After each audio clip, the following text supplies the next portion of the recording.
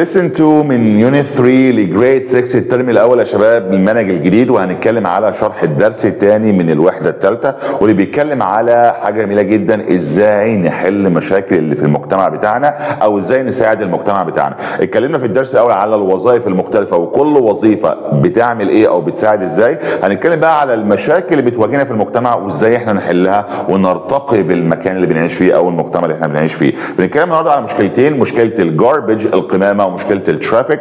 هنشوف اسبابها وهنحلها ازاي. بينا على البورد عشان نشرح الدرس الثاني. يبقى بنتكلم النهارده عن lesson 2 من يونت 3 لجريد 6، واللي بيتكلم على let's help our community المجتمع بتاعنا. خلاص كده يا شباب يلا نساعد.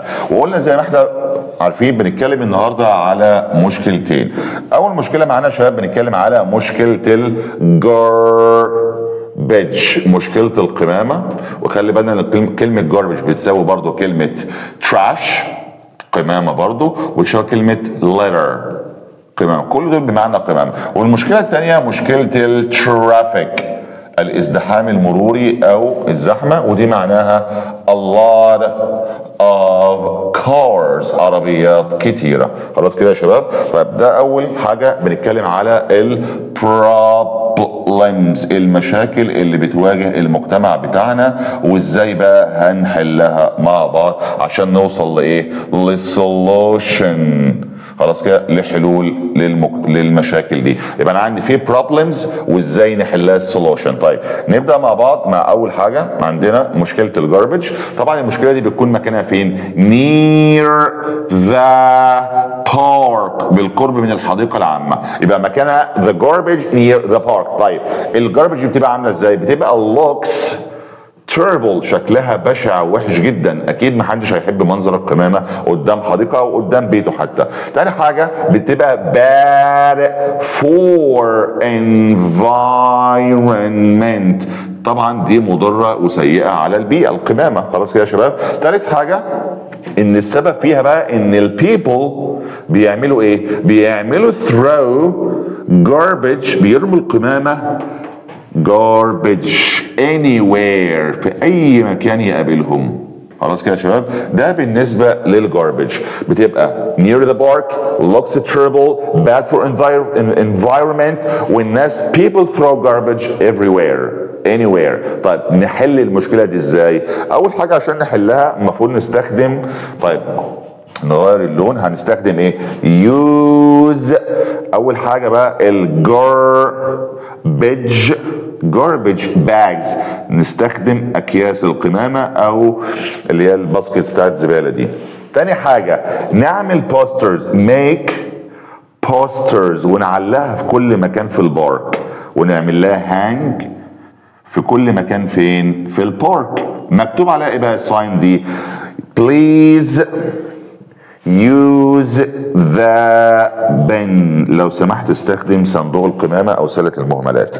خلاص كده. يبقى انا عندي هنا في حلين يا شباب للمشكلة دي، يا اما نستخدم الجاربج باجز اللي هي اكياس القمامة، او نستخدم البن ونحط القمامة او المهملات بتاعتنا في سلة القمامة او صندوق القمامة. خلاص كده يا شباب. ده بالنسبة لاول مشكلة عندنا اسبابها والحل بتاعها. طيب تاني موضوع عندنا بنتكلم على الترافيك. الترافيك دي مكانها فين؟ near the school، الازدحام المروري او العربيات الكتيره بالذات في منطقه المدارس، اولياء الامور بقى والعربيات والصبح وتوصيل ولادهم، او المواصلات العامه تبقى زحمه قوي في منطقه المدارس، وده طبعا حاجه ايه؟ خطر. فبالنسبه للمشكله دي بتكون حاجه نويزي، طبعا حاجه مزعجه جدا، واكيد بالتبعيه حاجه هتبقى خطر dangerous على اطفالنا. خلاص كده يا شباب. وبالتالي we can't، احنا مش قادرين نعمل cross the road، ما بنقدرش نعبر الطريق in the morning الصبح واحنا رايحين المدرسه من كتر العربيات.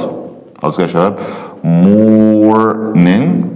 خلاص كده ايه؟ safely، ما بنقدرش نعبر ايه؟ العربيات، بنعبر الطريق بامان من كتر العربيات والزحمه والدوشه والخطوره اللي في الموضوع. طيب ده بالنسبه للترافيك. طيب الحل بتاعها ايه بقى يا شباب؟ ازاي نحل المشكله دي؟ اول حاجه عشان نحل المشكله دي عندنا ان احنا ممكن نعمل speak to a traffic officer، نتكلم مع ضابط المرور وننسق مع الموضوع ان هو يجي ينظم لنا الموضوع او ايه يسيطر على الموضوع بحيث الموضوع يبقى مرتب ومنظم.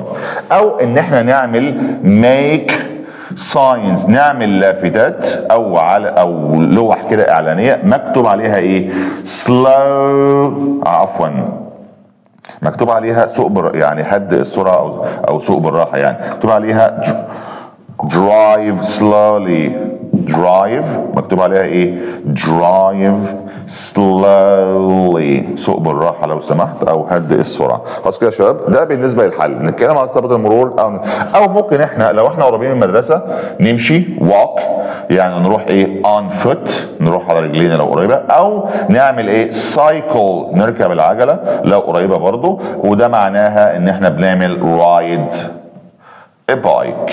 خلاص كده يبقى cycle يعني ride a bike، walk يعني on foot.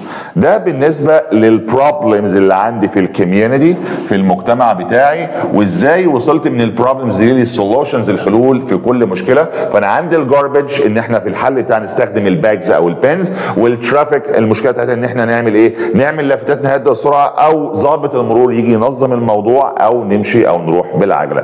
ده كان بالنسبه لليسن 2 يا شباب من يونت 3 لجريد 6 وشرحه بالتفصيل بتاعه. اشوفكم مع بعض على يونت 3 من الدرس الثالث.